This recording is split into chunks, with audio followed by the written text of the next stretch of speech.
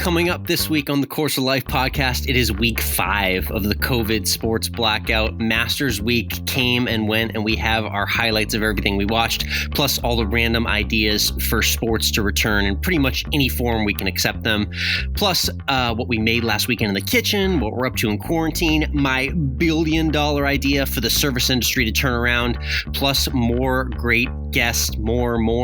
2 weeks in a row with 2 guests here. We're telling a great story in golf, Mike. A little bit of a two-parter. First part going to be Ryan French, a.k.a. the Monday Qualifier Info Guy on Twitter. He has all the great stories from his time following the mini tours. And then we talk with a mini tour pro who's now on the Korn Ferry Tour, Taylor Montgomery, talking Shadow Creek in Vegas, caddying for Michael Jordan, what he's doing in quarantine, and a whole lot more. But first, we want to introduce a new partner that we have at the Course of Life. It's betnow.eu. The Sportsbook is our new friend, and they have elite sports betting and bookmaker action for everyone 24/7 around the globe. I know you might be thinking, like, what is there to possibly wager on with the current state of sports right now? But you'd be surprised to find there's tons of ways. Well, horse racing. I show you one every Saturday on the Weekend Turn. It's horse racing. Yes. Horse racing, esports, MLB The Show simulations, Mike. You can bet on those on Bet Now. Minor league sports all over the world. You can even bet on pop culture events. You can bet on the presidential election and more. All that. Right now, it's betnow.eu. Follow us on Facebook because we're going to put out our official promo code so you can get some great money back when you put money in at Bet Now. So our Facebook is at Course of Life Podcast. Again, that's at Course of Life Podcast, and we'll send that code out and talk to you a lot more about what Bet Now offers in the coming weeks and months. Bring some action to this quarantine and join Bet Now today to be ready to go when sports are back in our life full time. Different promotions every day and new ways to win. Again, it's betnow.eu, and our Facebook page is at Course of Life Podcast.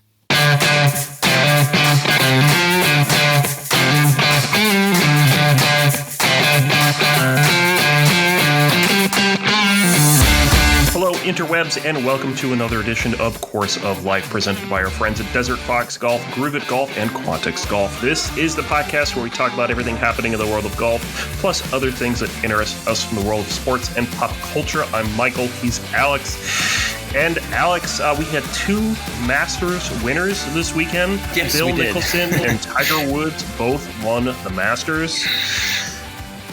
It wasn't from this year, but they won. Right, they did. Yes, Phil in 2004, which they showed on Saturday afternoon in CBS, and Tiger in 2019. Obviously, we still recap that every day and every week we can. Tiger won the Masters in 2019. Just to remind everybody, that was amazing. It was about a decade ago. It does. We got some really cool perspective, though. I watched more so on Sunday, but tell me a little bit about what you saw on Saturday afternoon, watching Phil finally get over the hump and get that first major in 2004 at Augusta. Yeah, Saturday. I watched both Saturday and Sunday, and just reliving Phil's win in 2004 when we all thought he was the best player that would never win a major. Yes, and not remembering anything from that broadcast. Things that stuck out to me first. Fashion has changed a lot on the golf course. Oh my! How about golf pants?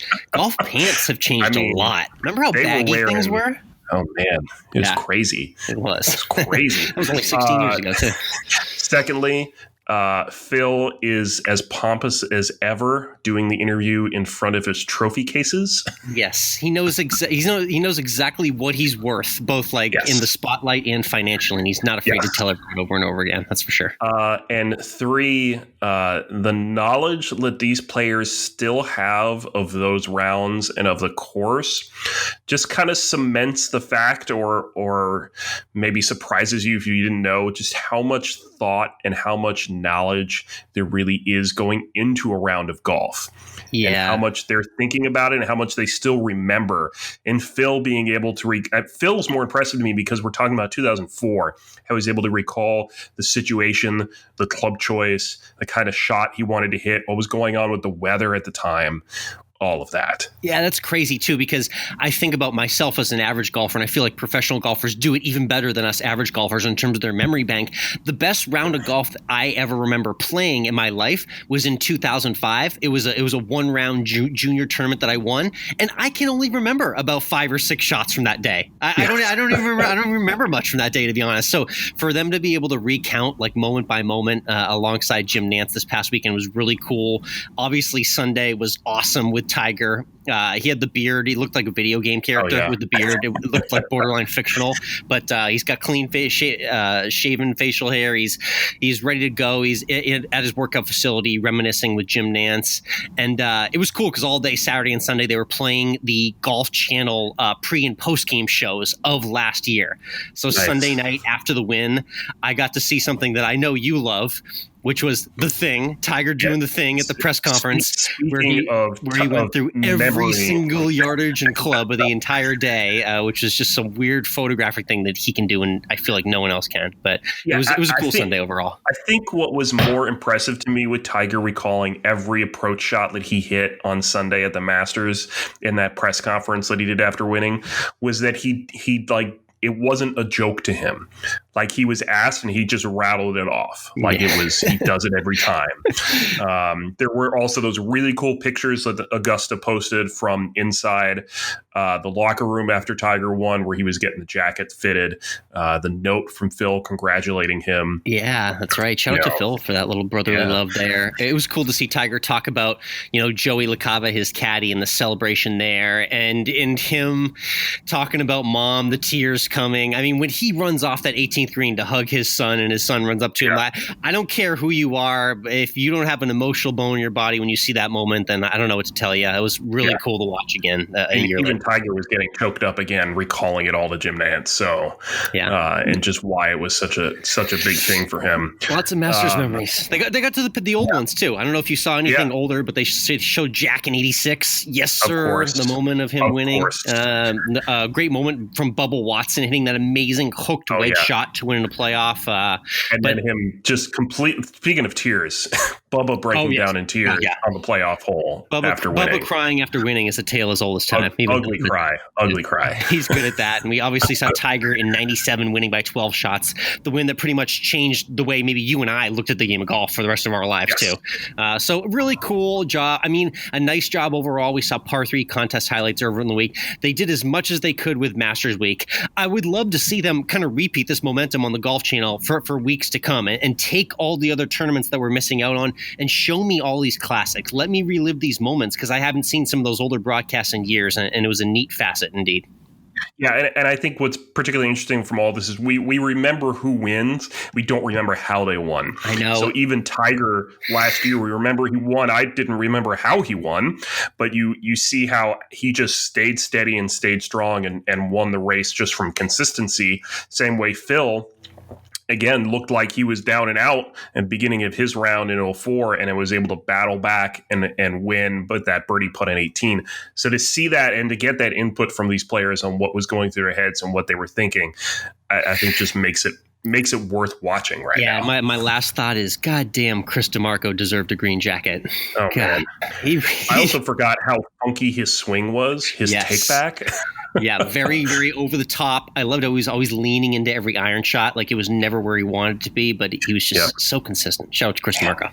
Yes, indeed. Let's talk about when we might see golf play new rounds out there on the tour. It's back and forth. They're throwing dates around. Obviously, we had the giant schedule reshuffle last week where we kind of moved everything into its potential new place. As far as when we actually come back and have a no fans tournament on the PGA Tour, there's a couple different dates being thrown around. Quite technically, the Charles Schwab Challenge the week before Memorial Day is still on the schedule. Now, there's a very, very high chance that gets canceled. A lot of people have been zeroing in on the Memorial at Jack Nicklaus's place in Ohio in the first week in June as maybe being that start. There's been a couple of different memos out on the PGA Tour front, but there's just really no conclusive response at this point. But it sounds like those are kind of the two favorites in the clubhouse as to when we might see a return. Yeah, and then across the pond, they're taking the MLB spring training split squad approach. Yes, our friends at the Euro Tour. We haven't talked about them in a while. I kind of miss them. It feels like a while ago we were talking about John Rahm and the race to Dubai. God, that feels like years ago. It was just a couple months back. But it was. The commission now, I mean, that tour, because they just don't quite operate at the firepower the PGA Tour does. So it's going to hit them a lot harder than the PGA Tour. They're going to be going with reduced purses, decreased tournament infrastructure, and the schedule. Mike, I know you're always interested in how the schedule plays out with events like this. They're talking about maybe multiple tournaments in the same week, and the wild one, which I want your input on, is there's potentially a 14-day quarantine period that they might institute in the UK, where they shelve all the Euro Tour players there for 14 days to make sure they're all good, and then they run out 3 or 4 tournaments in a row, all in the UK in a 2-week span. There's some wild things talking about on the other side of the pond. I think the other thing you could do is keep the groups the same for the whole weekend. Oh, just same threesome all week. Yeah, just limit the spread. Threesome or foursome all week, and it's the same threesome or foursome all week, so that you're not really interacting with as many other players on tour. And then I guess then your tee times would just adjust based on maybe whoever is the leader whoever is lowest in your group helps dictate your tee time. Yeah, probably. I like that. I love your outside the box thinking there. This is the time for that right now. This is the time to get weirdly creative with how we can put an event on. I know it feels like jumping the gun. I understand the gravity of everything going on in the world, but right now, while we're all sitting around, let's at least plan as much as we can and put options in place for that moment. We need hope. Yes, we do. There's also obviously a lot of different golf challenges going on social media. Yes, and I finally had a victory last weekend. Finally. On your weekend turn, 3 weeks in a row, now we'll be doing this, you finally got over 5.5 balls in your 2-foot diameter circle. Yes, that's right. So I take 14 chips every Saturday afternoon on Instagram Live. I'm at Course of Life Alex, and you're at MWRINC. Follow either one or both of us there. Saturdays at 5 p.m. Eastern Time. I do the chipping challenge. I bet on a horse race as well with our friends at Bet Now. And shout out to Quantix. It might have been the Quantix balls that did the trick. I subbed them in and got 8 out of 14 in my little 2-foot circle in my backyard. You can throw waders on that with us. You can challenge us based on how many I'll get in there. So definitely stay tuned for the chipping challenge, because I think I'm gaining some form. So watch out. I'm getting hot. You're gaining form, but I have to say that the 2 weeks that you did we've only have a 3-week pool here, but the weather has greatly impacted how you play. You're right. The nicer the weather has been, the poorer my chipping has been, which is very ironic. Because no offense to your immaculate backyard green surface, but it is not immaculate. Are you making fun of the country club? How dare you? Don't make me revoke your membership.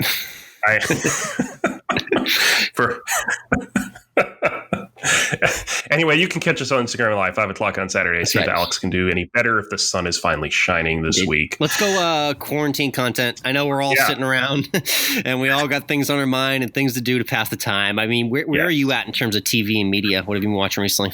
Well, I actually, honestly, this past week have not been watching a lot, and that's really because we went out and bought Legend of Zelda: Link's Awakening. Oh, wow. So you really you dove in. I know you mentioned this briefly in the weekend turn, but you've officially dove into video game life. Well, it's a little bit more engaging than sitting there watching TV. I have not watched the extra episode of Tiger King that much, so we can't get too much into that this week. I know you want to. All I'll tell you is the Kirkham account was yikes for anyone that saw that. I know it's going to be crazy. But so, I'm playing video. It's engaging. It gets you to do something. So you're not just lounging on the couch. You're lounging on the couch and moving your fingers around and then swearing at the TV when you die. It's a little different. Yeah, I like that. Much more productive for sure. One thing that I will say is I found a random YouTube that I want to shout out. I reached out to him to try and get him on here. So hopefully we can have him on the podcast. His name is Tucker Gott. And I don't even know how I stumbled on him. Must have been a YouTube rabbit hole in an afternoon, but check out his videos. His last name is Gott. He basically has a paramotor, which I'd never really seen in my life until yesterday, but it's basically a contraption that he put together that is a parachute / motor and engine combo, and he can literally fly this thing around the town and area he lives in. That's all I'll get into. He's got some really cool videos on his YouTube. Check out his content. It was a great time waster because it was really cool to see how he used it. So shout out to Tucker Gott, and hopefully we'll have him on a future episode to talk more about his videos. Very cool. Let's talk about a couple other hobbies we're doing during quarantine. For me, I am trying to get back in the saddle of my bike. Trying to, it's like riding a bike, right? Just like riding a bike. You never forget. Yeah, I mean, so what is it? Is it just a general like around the neighborhood bike, or is it like actually built performance, or what? Well, this is quite honestly the same bike I've had since high school, middle school. Oh, nice. Perfect. So it is a mountain bike, but it is one that I am riding more as a workout than just a like casual ride around. So yeah, I mean, that's one of the few ways that you can just really exit the house safely and on your own terms right now. If it's not by your feet with your dog, it's with your bike or it's with your car and just kind of going in a loop. And my Sunday drives have kind of taken on a new adventure. Basically, my plan now is I hit the Dunkin' Donuts drive-through. I do my Sunday drive. I pick a new route. And this is the cool part, really, is we finally get to see our cities again with no traffic. For everyone who's out there in rural America, just thank your lucky stars that you just don't see traffic anymore. Because if you live in a city like we do, that traffic can get crazy. It is kind of refreshing amidst all this chaos to see your city just traffic free and you're just able to roam the roads. It's refreshing. Nice. It's funny though, when I drive around, like when I have to go to the supermarket or something, I don't see a reduction in traffic really. It doesn't feel like there is. But the couple times I've decided to drive downtown, that's when I feel it. Which is eerie, going downtown and seeing an empty city landscape. It's like watching those YouTube videos of like the ghost cities in China that they like built out and planned but never used. You're kind of getting that live look in your city right now in the US. So definitely eerie times, but take advantage of just going on a drive and clearing the head. Let's move on to pop politics. We are on chapter 14. Yes. Getting down to the wire. Commander-in-Chief, the book by Rick Riley about Donald Trump's escorts on the golf course. And chapter 14, this is a tricky one, Mike. I found a couple of guys who will have the unwavering support and backing of Donald Trump. Trump will never, ever fire these guys. They will never be on his bad side because they only work for him. Who could that possibly be? Until they speak out. These mystery people are Trump's caddies. Yeah. The people he loves the most are the people that he can spend the time with the golf course on. And we got to look into who actually caddies for President Trump. So the guy who caddies for President Trump is a guy named AJ, very loyal to Donald, to say the least. He's an ex-Marine, and he caddies for him in all of his private rounds. Another guy that grew up caddying for him was a guy named Dan Scavino, who now runs his communications and social media department. That name's familiar. They met at a New York golf course when Scavino was 16 years old, and Trump said, "One day you're going to work for me," and lo and behold, he's now help running his Twitter account. Well, what a world. Pretty much all the tweets you see that say whatever you want them to say. That's really Dan Scavino. The ramblings really of a caddy. That's what that is. Yes, it really is. Some funny stuff about Trump and his relationships with caddies for sure. But and the reason why these caddies are able to last with him is simple. The moniker of a caddy is show up, keep up, and shut up. And if these two guys are able to do that for Donald, then he pays them back tenfold. And AJ and Dan, shout out to them, because I don't know how they have the mental fortitude to do what they've done for as long as they have, but they've successfully caddied for Trump and earned a spot in his inner circle. Well, whatever that means, they did it. So that was an interesting look into the inner life of Donald on the golf course. Very interesting. Let's move over to this week's featured interview. Yeah, first of two. So we're going to guess now because it's quarantine life, and we're gonna hit you with all the content we can. And this was interesting because I did a couple of interviews. I did these separately, but then quickly realized that they go directly together. So part one is going to be with Ryan French, a guy who's basically known to a lot of people on Twitter as the Monday Qualifier Info Guy. Really cool perspective from him. He's built a really huge following, tells stories of lesser known players and mini tours in golf, and some really cool perspective as well. So that's part one of part two, what we got coming at you, Mike.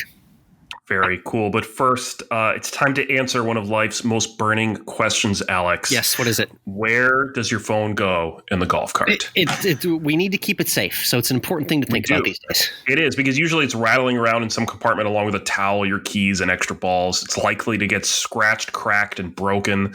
Not what we want with our phone when we're out on the course. When we get back on the course, I should say. Yes. But our prayers have been answered, Alex. Desert Fox Golf has given us the Phone Caddy. It's a phone holder designed to mount right onto the golf cart. It's got sliding wings and a faceplate that adjust to any phone, and it velcros onto the cart in seconds. Keep your yardage and scoring apps at your fingertips, change your music with ease, and answer calls and texts easily, all while you hit the course. The Phone Caddy is the most functional way to keep your phone safe and ready on the course at all times. Go to desertfoxgolf.com and get yours today. They have a plethora of different colors and options to make it your own. So again, that's desertfoxgolf.com. Go online, get your Phone Caddy, and have it ready for when the courses reopen.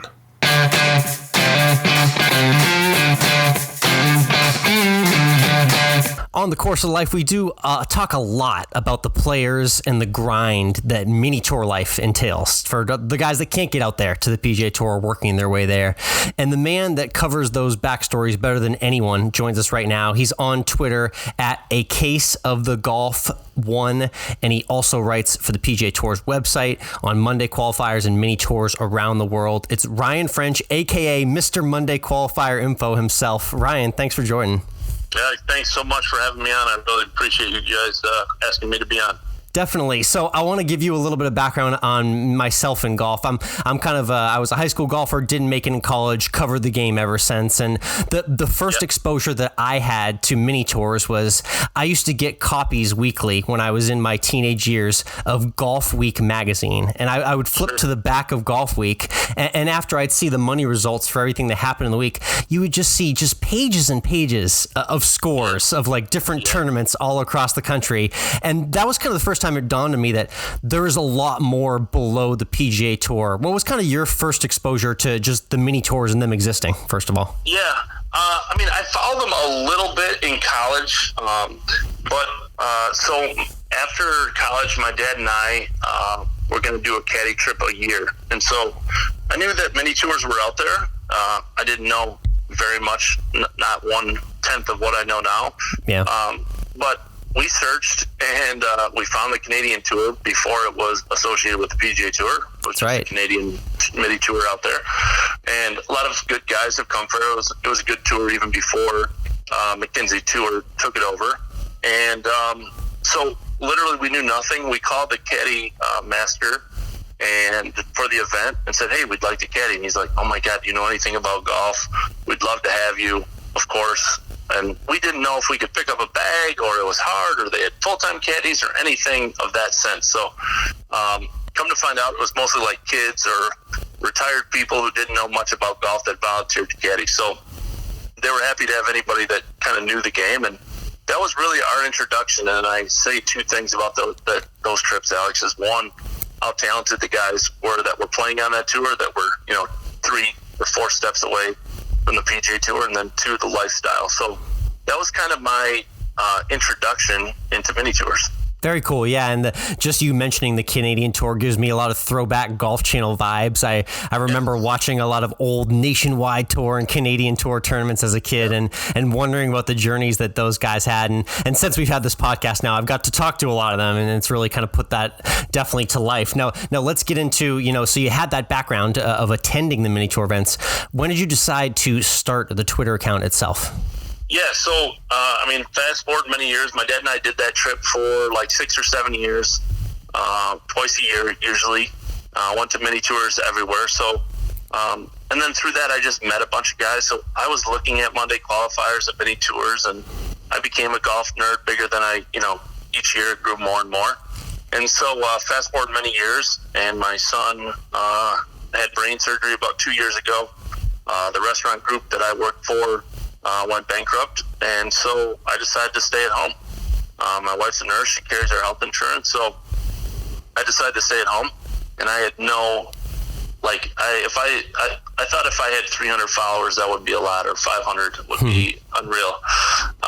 And so I really just started the account to have an adult outlet because we have 2 young kids, and it can get boring watching cartoons all day. So the start of the account was literally to just have a place for people to go look at Monday Qualifiers, and here we are now. It's niche. It's niche content for sure. It's something that was very virtually uncovered until now, I feel like. Yeah, that is definitely, as it's grown and I've looked back on it, for sure. The nice thing about, a large majority, 98% or whatever that percentage is of golf media covers the top 10% golfers in the world. And because that's what a large majority of casual golf fans want to hear. So I understand why they do it. I don't really have any competition from that standpoint. No one's covering mini tours per se, Yeah. So I guess I filled a niche that, a lot of golf nerds were looking for. Yeah, you've taken it and run with it very well. Up over 31,000 followers, eclipsing 32 very soon. And I guess for everyone at home, golf fan or not, who just kind of understands the basics of how a field gets constructed for, say, a PGA Tour tournament. A vast majority of the field is filled by guys that already have their PGA Tour card. They're members. There's some other invites that are given out as exemptions for special players that have some sort of familiarity with the tournament. But then at the very end of that field, there's always seemingly a very small number of Monday qualifier spots. And it's kind of a mystery to a lot of people of, who are these people that are doing these Monday qualifiers? So just kind of give everyone like a layman's version of Monday qualifiers and why they exist and what makes them so unique to golf versus other sports too. Yeah. So, it's a little bit complicated, but I'll stick with Monday qualifiers because there is a pre-qualifier. Exactly, yeah. But Monday once you make it through a pre-qualifier, so anyone with under a 2 handicap can sign up for a pre-qualifier. And if they get through, they're into the Monday qualifier. The Monday qualifier is usually filled with guys who are far down the list who didn't get into a tournament of a PGA Tour. Sometimes Korn Ferry guys, if there's not an event going on, they'll be there. If there's not a Latin American event, they'll be there. And then the rest of the field is filled with the mini tour players that got through Thursdays or Tuesdays pre-qualifier. So, and basically, it's the only sport that I can think of. Tennis has something similar. They have events to get into the event, but basically, it's you play 18 holes and 4 guys for most tournaments get to play on the PGA Tour. I mean, I this is not a direct comparison, but I say it's basically like having some very good college players have a 3-point contest, and the 4 winners get to play in an NBA game later that week. Yeah, good analogy. I mean, it's 18 holes, and if you shoot 65, it doesn't matter what your career has been like. It doesn't matter what where you came, how much money you have in the bank, your PGA Tour earnings. None of it matters.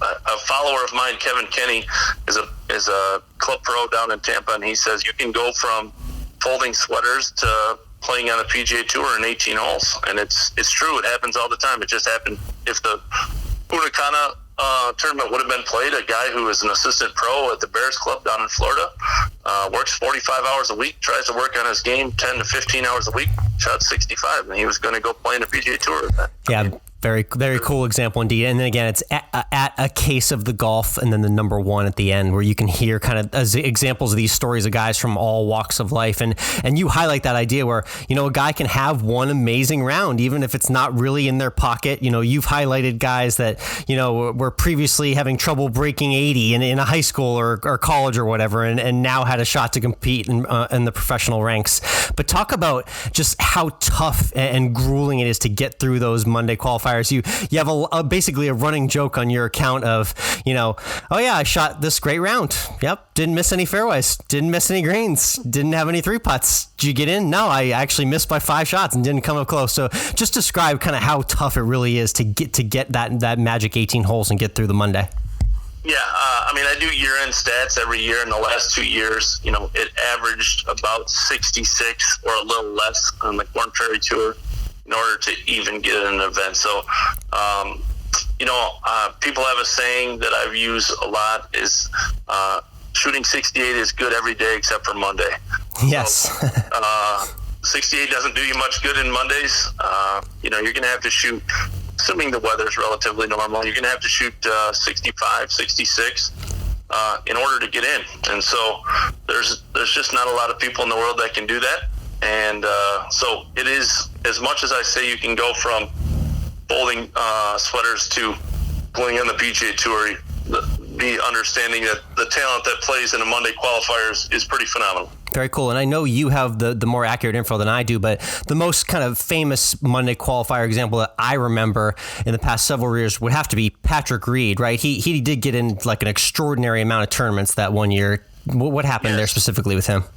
Yeah, I mean, he's one of the few guys that got status via Monday qualifying. I mean, he made 6, and I think it was like 4 in a row, and he finished top 10 or top 25, and 4 or 5 of those. I mean, it's very rare to see that. TJ Vogel, it's hard to not only Monday qualifier, but now your week is a little behind because you're playing an extra day or 2 days actually, because you played a practice run on Sunday. But yeah, guys are tired, and so it doesn't often happen that they play well during the week. So, the fact that he Monday qualified that many times and did well in the events, obviously there's a whole different discussion about Patrick, but from a standpoint of Monday qualifying and the results, it's pretty unmatched outside of, Arjun Atwal won and Corey Connors won last year. Yes. But that's one week. But as far as like a consistent across the board and doing well in the event, Patrick hasn't been matched for sure. Yeah, definitely one of the more notable ones. Let's get into some more kind of current events in the game of golf specifically. And why don't I'm going to let you tell us kind of who we should be watching out for in the mini tour ranks. Are there guys right now who are just playing really amazing golf? And I know kind of golf's on hold right now, but who are some notable names right now that you've been following a lot specifically on your account that are worth mentioning to golf fans to keep their eyes on? Yeah, I mean, there's a couple guys out on the West Coast that have had great years. Matt Picanso is a guy I just wrote about. Actually has a really great story. Didn't play college golf. Kind of was a rebel. Got in some trouble, and then really picked up golf again at 26. Wow. He's 37 now, and he's dominating outside. In a couple of mini tours that he plays on the West Coast, the Golden State Tour, in the Bow Tour. I mean, he's won 4 times in the last 8 starts. He shot 64 or below 9 of 17 times. I mean, yikes. He's ridiculously good. There's always mini tour legends around that are down. Michael Visacki is down in plays in the West Florida Tour. He had really bad luck in the second stage of Q School this year. On the 71st hole, got stuck up in a palm tree and ended up missing by 1. But, I mean, he won 12 times last year on the West Florida Tour. He just won again on the Florida Players Tour, a big event. I mean, those 2 guys are probably the guys I talk about on the 2 coasts. Yeah. When they make it or if they make it, because Q School is always a grind. You're going to hear their name a lot more. And just the idea that a guy is winning double-digit tournaments a year on a tour, just the mental fortitude to consistently tee it up and then win week in and week out shows you how impressive their game is. Definitely. Yeah, and I really give Michael a lot of credit because, he's been at it for a while, and he had a really disappointing Q School, was way above the number for most of the event, and those kind of things can easily deflate a person. I think he won 3 or 4 weeks later after Q School and then won again last week. So it's pretty impressive the way he's come back for sure. All right, let's get into something that I know a lot of our fans can get into, because I had a bit of a heater going on my PGA Tour picks where I picked about a handful of guys a week. I had 2 winners early in the season, and then all of a sudden, obviously because of greater things going on in the world, golf has come to a stop. However, I just noticed earlier this week before we hopped on for this conversation that we're starting to see some betting lines for some mini tour events, which was immediately got my and your attention. So I guess tell me a little bit about what we could possibly see in terms of, golf tours and mini tours that you could potentially wager on here in the next couple months while the PGA Tour is sidelined. Yeah, I mean, the minor league tour is playing. Minor league tour has been around forever. A really reputable mini tour down in Florida. They play 1 usually, but sometimes 2-day events. They usually play 3 times a week. No fans or anything? None at all. No, there's no fan. I mean, there would be no fans ever, but because of Corona, they're saying no family or anything like that coming. West Florida, so they're on, and you can bet on that. You can bet on a Cactus Tour as a women's tour out in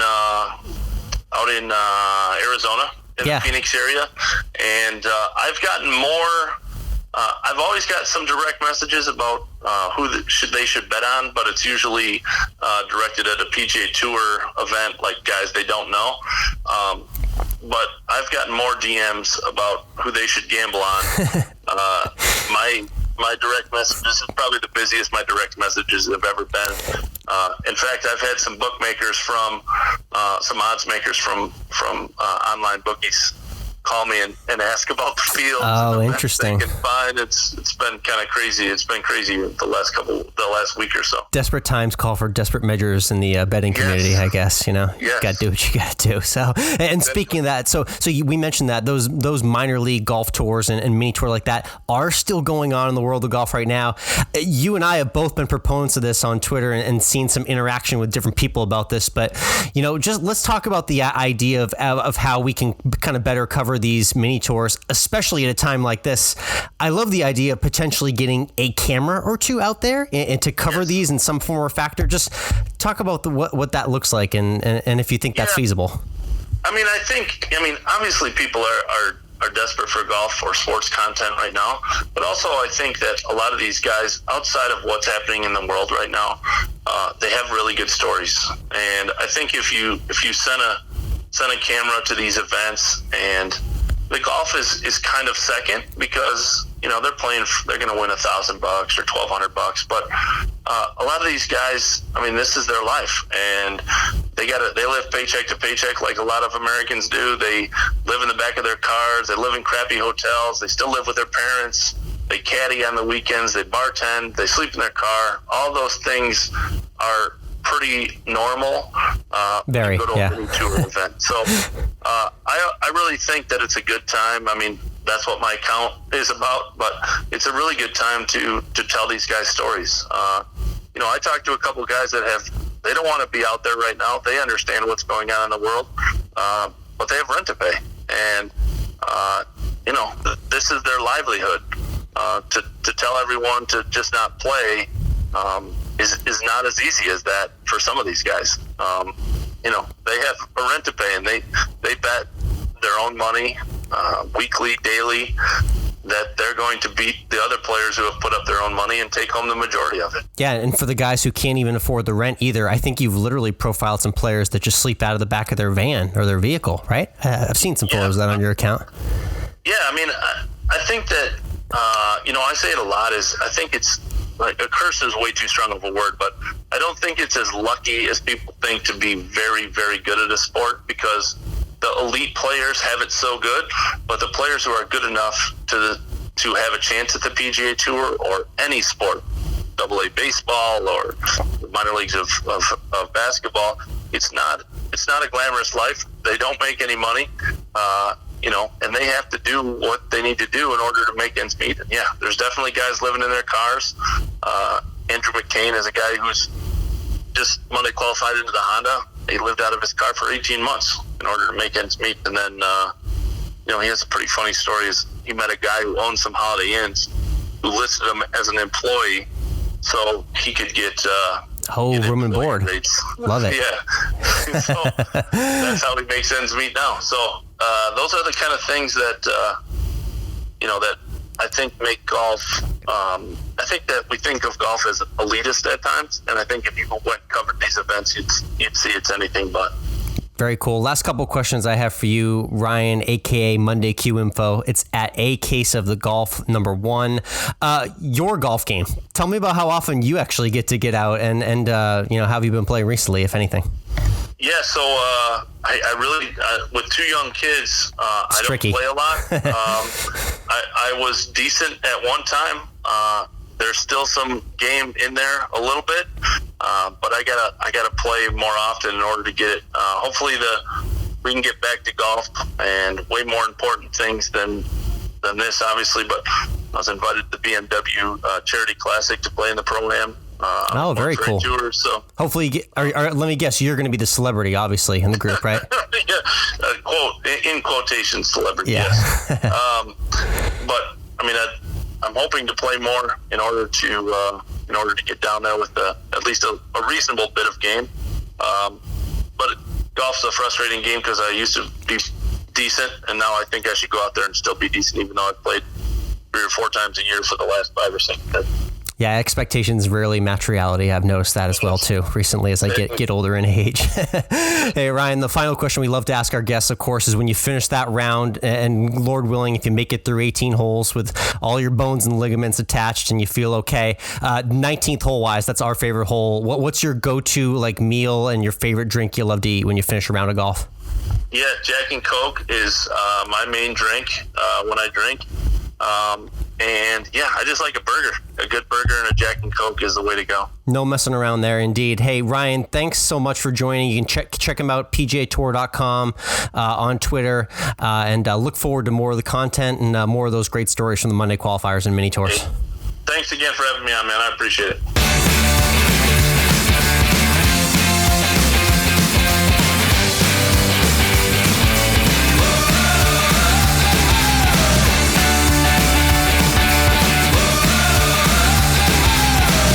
And we're back. Great chat there with Ryan French, the Monday Qualifier.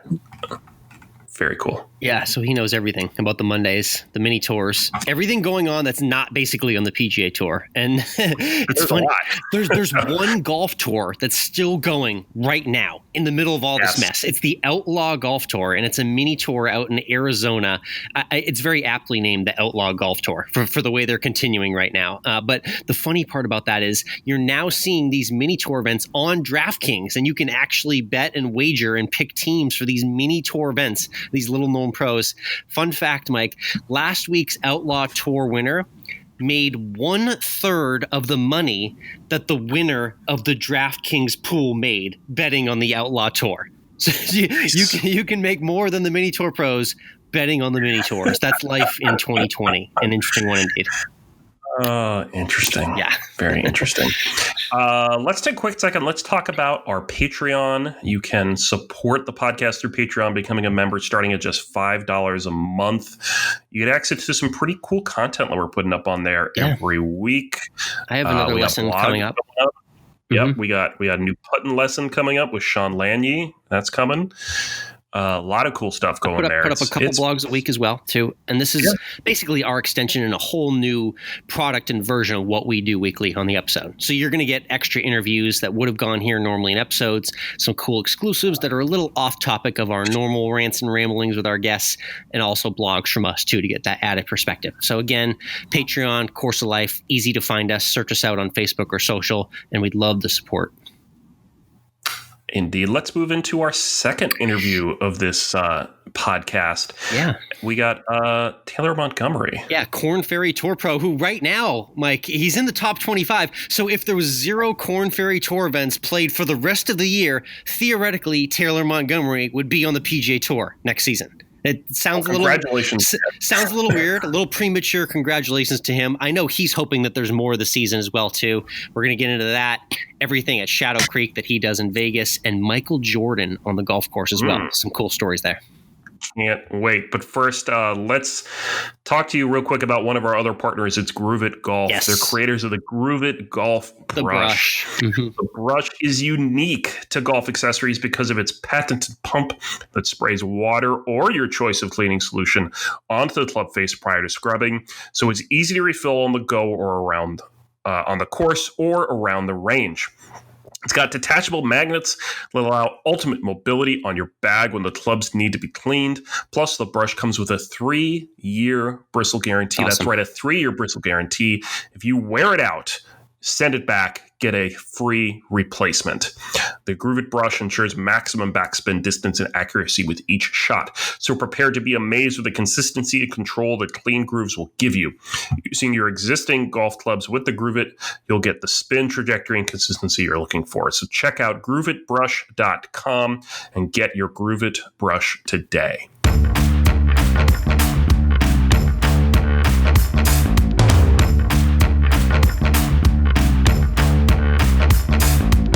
Next up on the tee, we have a pro that spent a lot of time on lots of different mini tours and is now playing on the Korn Ferry Tour, working his way up to the big show on the PGA Tour. Currently in the top 25 as well. He's Vegas born and went to UNLV, and he joins us to share his stories in the game. It's Taylor Montgomery joining the Course of Life. Taylor, thanks for hanging with us. Yeah, thank you guys. Appreciate being on the show. Definitely. So tell me a little bit about Vegas life. You were obviously born there, and then you played, I imagine, as a junior there and did a lot of traveling playing the game and stayed there, deciding to go to UNLV for college, a program that a lot of people know for college golf. But talk a little bit about just kind of that decision as you were growing up in Vegas to stay there for your college career. Yeah, I grew up, when I was younger, I was mainly into baseball, basketball, football, those kind of sports. And Okay. my dad actually went to UNLV as well and played on the golf team there. And he got a job out at Shadow Creek. He started off as a caddy, moved his way up to, he's now the GM out there. That's so crazy that he started as a caddy. I was going to ask about his role now. So he's been there for a while, I take it. Yeah, he's been there for probably a good 25 years at least. Okay. 25, 30 years. And so I was kind of around a lot of athletes, Michael Jordan, Derek Jeter, Jerome Bettis. I mean, so many guys that you just can't name them all. And it was very interesting. I'm seeing, like, when I first was in the basketball and those sports, golf wasn't really that big. That was kind of Tiger was making a name for himself, and he essentially kind of made it pretty cool to play. Definitely. And then I started getting into it the more that I was out at Shadow Creek.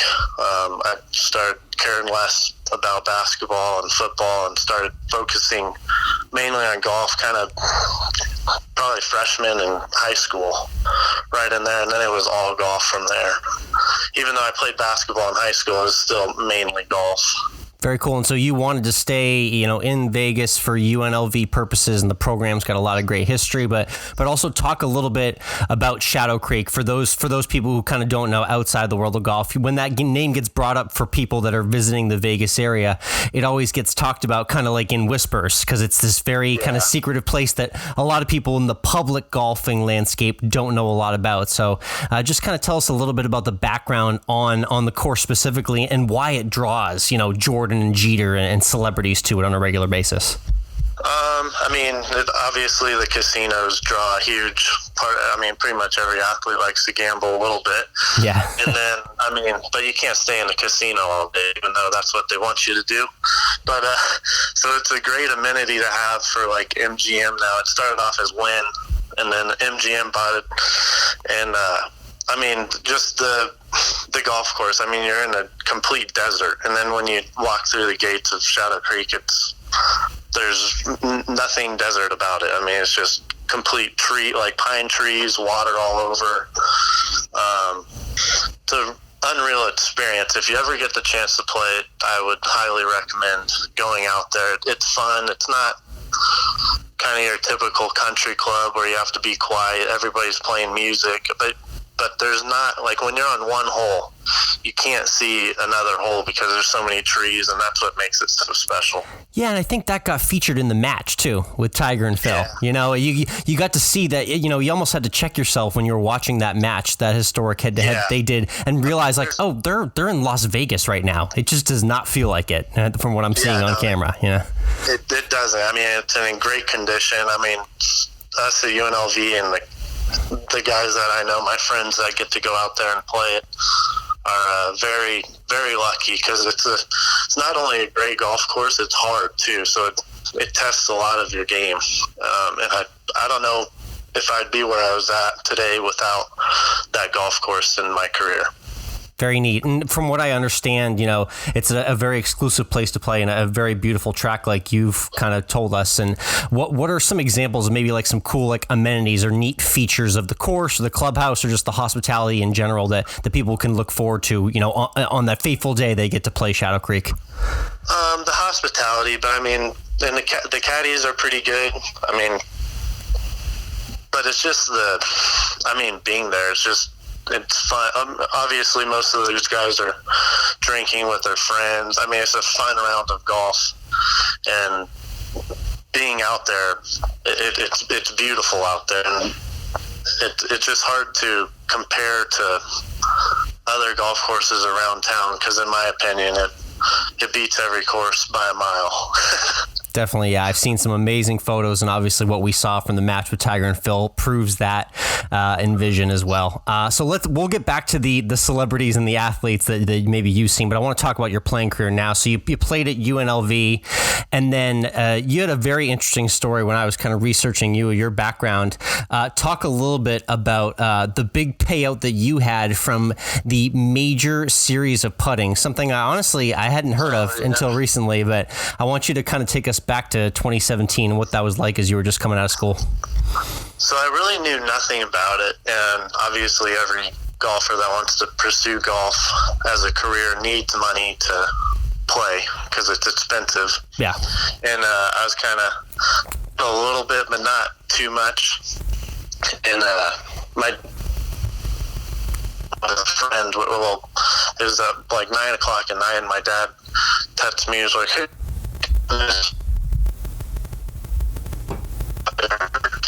one of the caddies down there at Shadow," and that was the time when I was really struggling hitting the ball. It was right when I got out of college. I was working on a new swing with a coach, and but I've always been like a really good putter.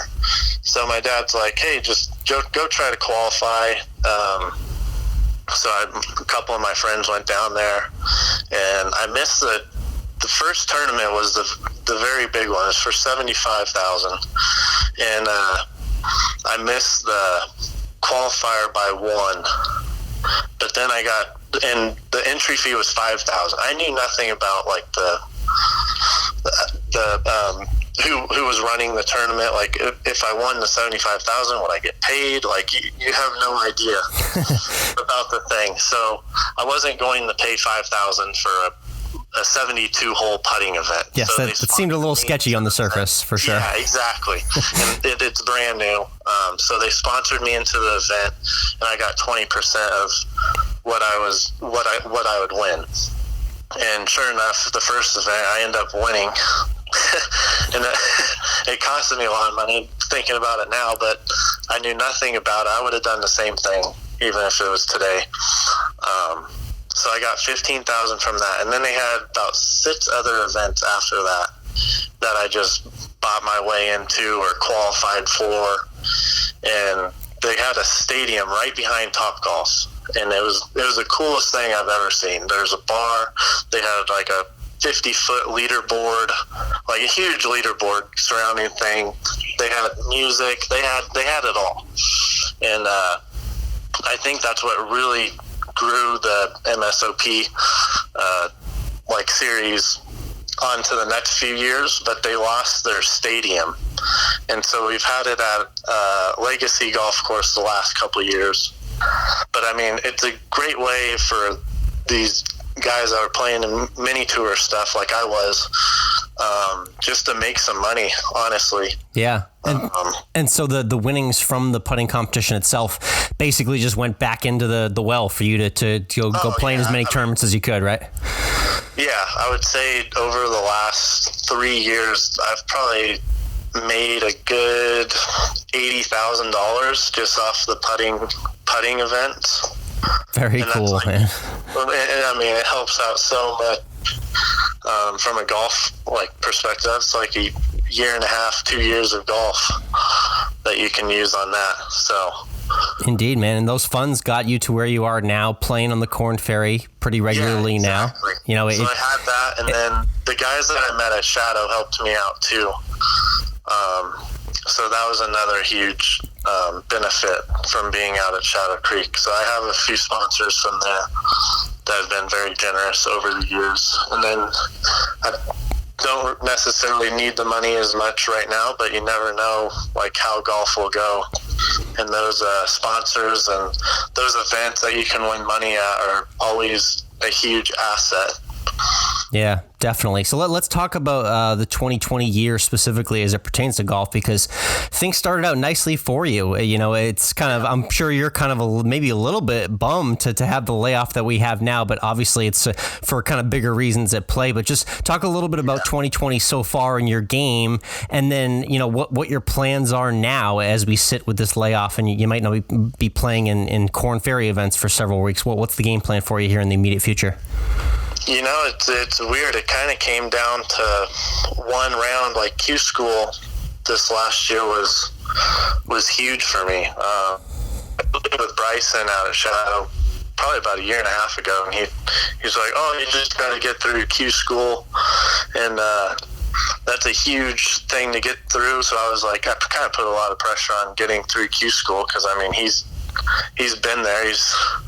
He kind of knows how important it is. And this year I won first stage and then second stage, but it really doesn't do anything unless you get through third stage. If you don't get through third stage, it makes it really tough. And I believe I was 2 or 3 shots out of the number going into the final round. And I shot -9 the final round to finish tied for 13th. So that was, I mean, without that round, say I shoot like 2 or 3 under, I don't even get any status. I don't get to play any of these tournaments. And it's crazy how much a couple of shots could determine your entire year. And that round right there was the biggest round, and that's what propelled me into 2020. And I've had success so far on the Korn Ferry Tour. I think I'm like 14th on the money list right now, which really means nothing at this time of the year. But I mean, yeah, it's early, and who knows what they're going to do with the rest of the season? Right? Yeah, I mean, we say it's early in the season, but hey, it might actually be a lot later in the season than we think it is right now. Yeah, yeah, exactly. Like we have no idea. The earliest we come back, I believe, is May 17th, and that's just the news that I've heard right now. And but we don't know. So. Yeah, so what's the game plan golf-wise in the immediate future here? I know we've talked to some other Korn Ferry players right now who are kind of struggling with the time off. I don't know how much time you spent with Conrad Schindler, but he's a former guest on the show as well, too. And he actually threw a tweet out there just doing $20 video lessons, and he got a whole bunch of replies. So I think he's got a part-time second job for himself. What are you up to these next few weeks here? Is it kind of more practice and chill with the family and friends, or are you looking to try and tee it up in, money matches or local mini tour events where there aren't fans, or what's the kind of the thought process for the next maybe month or two here? Yeah, if there's some mini tour events I'll play in, I'll play money matches at home with some friends. Like yesterday I had one, and I mean, it just kind of gets the juices flowing, competitive, and just trying to stay, not like going at it too hard on the golf course, because I'm trying to work out a lot at home. Okay. Right now in this off time, I feel like I've lost a lot of power that I had, and so I'm trying to get that back. And then other than that, start back up. Yeah. Go at it pretty hard that month before, and start playing quite a bit. I also put the net up in my garage that we had down for a while, just in case like we're quarantined in our house. Like you never know. Yeah, it's time. So I put that up, and then when I won that putting event from the MSOP, I actually bought a TrackMan. So that has really helped me throughout the last few years as well. Fitness-wise, I know you mentioned that you play with Bryson out at Shadow Creek recently. Any tips from him? I know he's working a lot on his body in addition to his game right now, but kind of what are you guys working on, or have you learned anything from what he's been able to do in terms of kind of re-sculpting himself in the last year or two?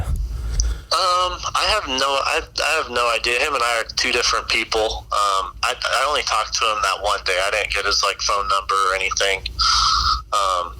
So I know that he has changed quite a bit, and my buddy Kirk Hitayama played golf with him, so he's just absolutely bombing it. And I know Kurt hits it pretty far. He's like, this guy's ridiculous right now. So it was pretty funny when he was telling me about that. And but yeah, just just trying to get a little more swing speed throughout the year and get a little stronger, try to prevent some injuries that may happen, and So very we'll cool. see where it goes. Let's get into the people at Shadow Creek. There's a famous story that I read up on about you where you actually got to meet Michael Jordan as a kid wearing And One shoes. He's obviously a huge Nike guy, and he wasn't afraid to skewer you for that when you were younger. My question for you is, have you bumped into him since and connected him with that story, or have you gotten a chance to redeem yourself as seeing him at all in Vegas or out at the course? He's normally out there quite a bit throughout the year. He just opened up a course in Florida that one of my sponsors, Bill McLean, goes out there a lot and plays a lot with him. I just know a lot of guys that play a lot of golf with him, and I used to caddy in their group while they would play. But I haven't told him about that story. I'm sure he remembers. I mean, it's a typical Michael Jordan comment. It's funny. He's a really cool guy. What's that like caddying in that group for 18 holes? Well, most guys were quiet, but I was John MJ quite a bit. There we go. I appreciate that. He forgot that I was Monty's kid because he didn't see me for a while. So, and I grew a lot taller, obviously, throughout. Like, I probably didn't see him for 3 years, and then he went back to the hotel. He's like, "Who is Bobby Wade's caddy?" Kid was jawing at me all day and blah blah blah, and they're like, "Oh, you dummy! It's Monty's kid." He's like, "Oh, that's Monty's kid. I would have punched him in the arm." It was so funny. He's a good guy. He talks a lot of trash when he's on the golf course, always smoking a cigar. But he has a lot of fun. So very cool. And is there anyone else kind of notable? I know you mentioned the bus Jerome Bettis, but who else is out there in terms of kind of celebrities or former athletes that everyone out there would know that maybe works on their game like a surprising amount, or is out there like a lot in addition to MJ? I would say, well, they have Jerome Bettis, Derek Jeter is out there. He has his event out there. It used to be the Michael Jordan Celebrity Invitational. Now it's like the Derek Jeter, but that also got canceled this year. Can't think of too many others at the top of my head right now. Let's see. They have like the Rocket. Larry Fitzgerald. Yeah, that guy gets around in the golf community. He's very big in Scottsdale, obviously playing for the Cardinals. Steph Curry, Andre Iguodala. They had the presidents out there throughout the years. And then I'm forgetting one big guy. I can't remember. All good. My last Shadow Creek question is there any conversation around having like another event like the Tiger Phil match that they had at that course? I mean, I know they've talked about doing that at other courses and with other players, but anything within the club specifically?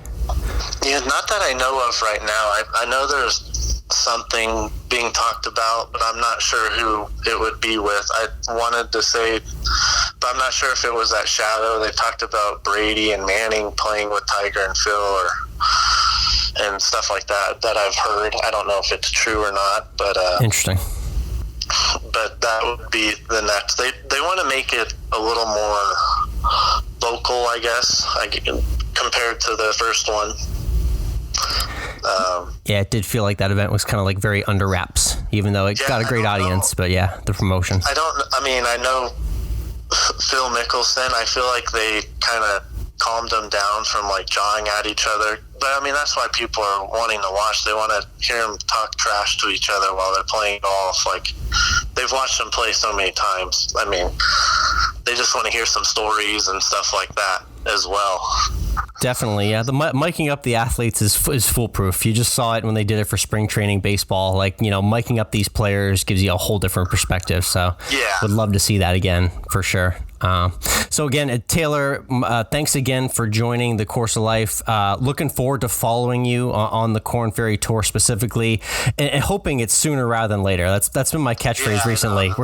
We just keep saying sooner rather than later. We're going to be out there teeing it up again, so we can follow you along on the journey to the tour, and hopefully a tour cards in the near future. If that'd be the plan for you. My final question for you, Taylor. We love the 19th hole in the podcast. It's our favorite hole of the course because we're not too great on 1 through 18. So when you get into the Shadow Creek Clubhouse, what is like your go-to like meal and maybe drink of choice as well when you finish up? Ooh, they have a really good, like a shrimp cocktail. They also have some good sliders. And then probably a cocktail, their Bloody Marys or their Ronda-Rita is really good. Rhonda's, it's like a margarita, but Rhonda is her name, and she's a bartender out there. She makes a really good drink. It's pretty strong, too. I like that. That sounds like a good, like, just finished a morning 18 midday meal right there. I could go for that for sure. Definitely. Awesome. Hey, Taylor, thanks for joining the Course of Life, man. Appreciate it. No, thank you very much. Appreciate it.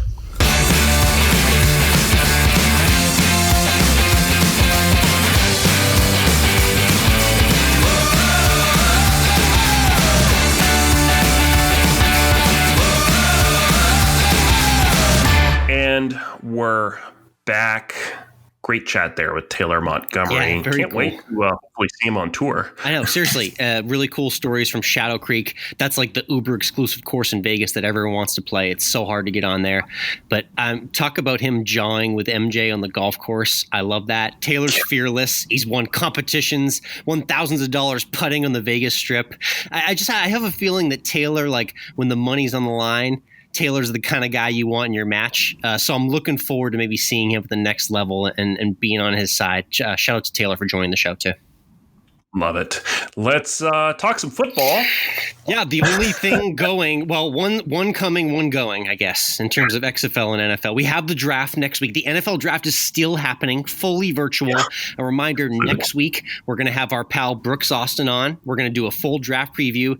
We have a sporting event of some sort of significance. So by golly, we need to cover it. So we got Brooks on and look forward to talking to him next week.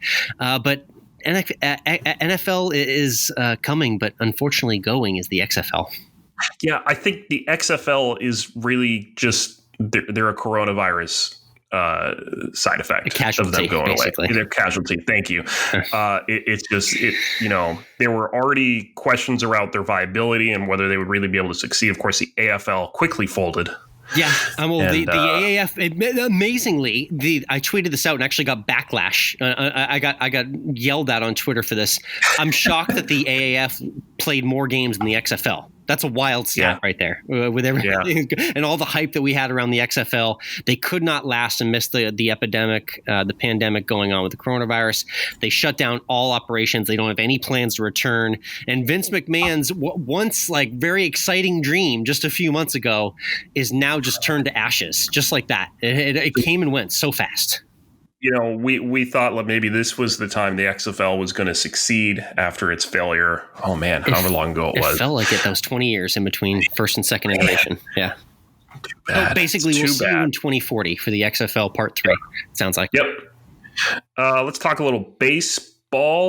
Yeah, they're reaching right now. And we talked about sports that are just trying to get things back to normal. There's a lot of ideas being thrown around, including spring training divisions, splitting the MLB up into Florida and Arizona, putting the Red Sox and Yankees in different divisions. Mike, the humanity. What do you say to that? I don't know. I mean, this is one of supposedly many different ideas being kicked around that they would use spring training complexes, that the teams actually wouldn't be in the dugout, that they'd be sitting in the stands. Yes, awkwardly 6 feet away from each other, not next to each other. Very, very weird. I just want to know, does that mean the umpires and catchers and batter are going to be wearing face masks? I mean, this is the time to go virtual with the umpire and the bases. We geotag the bases. We put cameras behind home plate. Let's do it, Mike. Let's try it out while we can. I can't go that far. I'm too much of an old school guy. I know you are. You're a traditionalist. I know. I'm gonna push you and push your buttons till the end on that one. But we'll see what baseball makes of that return. I don't know how what iteration it'll take. But let's hashtag always end with food, and it's brought to you by Saucy as well, our new sponsor. Promo code Course of Life to get $5 off of your first delivery of beer, wine, liquor to your house. They operate in 13 major cities. They also have snacks, sodas, mixers, ice, and more for your quarantine parties. Again, it's saucy.com or the Saucy app. Promo code Course of Life for $5 off your first delivery. Easter dinner brunch for me last Sunday. French toast, bacon, eggs, potatoes, pastries. I crushed it all and watched that episode of Tiger King with the Skype interviews. Nice. That was my plan. And I made potato chips. They went well in the air fryer, Mike. Yeah. I was 2 for 2 on meals. Yeah, nice and crispy. Just got to put them in for a little extra and throw a lot of salt on them. Don't be scared of the salt. Good job. Yeah. Good job. You'd appreciate what I got planned what'd you for do? this week. Yeah, what do you got? So I bought matzah last week because it was Passover. Okay. You got to buy some matzah. And now I got half a box of matzah sitting around. I'm like, what am I going to do with it? And I actually have, my wife got last year, a cookbook of recipes to do with matzah. Well, I mean, that's fitting. I know. So it's time, I guess. We're gonna make tomato soup. You use the matzah almost as a filler, a thickener. Kind of goes in there at the end and helps thicken it. So we're gonna give that a shot this week. That sounds nice. A little tomato basil action could be quite scrumptious. I like it. And last but not least, in 60 seconds, my $million/billion temporary idea to save the service industry. I teased it at the beginning. Basically, what these restaurants and these bars, Mike, we all want to get back to our favorite bar desperately, but we can't because of the crowd. We all want to go dine at our favorite restaurant, but we can't because of the crowd. What we need to do is when we get back to the time where we can go groups of 10 or less, I need all these restaurants and local bars to start a reservation system on their website. Put up 10 spots and you can stay there for an hour or two, pay a little bit of a premium or a cover. I know that there's a lot of people out there that would be dying to go back to their local watering hole and pay maybe $5 or $10 extra for a seat. If you just have 10 people, it's nice and safe. You can socially distance. Maybe this is the baby step that we can take in the coming weeks or months to get some semblance of normalcy in the service industry. It's a time for ideas, Mike. So I just thought I'd throw it out there for anyone. Yeah, I mean, I like it. I think that when we do finally start going back, there's going to have to be some sort of resistance to cram in these bars, and you can limit your seats, but then people are going to start lining up outside. You can't stop that. You can't. So that's why we got to do the reservation system. It's got to be done online. We can't have anyone lining up at the door. So at a bar, does that mean I only get like an hour at my seat at the bar? I think so. An hour or 2 hour windows. Depends how much you want to pay, Mike. Wouldn't you say? Yeah. The more you pay, the more you can stay. It creates a bit of an elitist structure, but I know that there's a group of regulars at every bar in every city in the United States that would be dying to get back there for a small fee. So just a random thought. We'll see if anything takes structure or form in the next few weeks.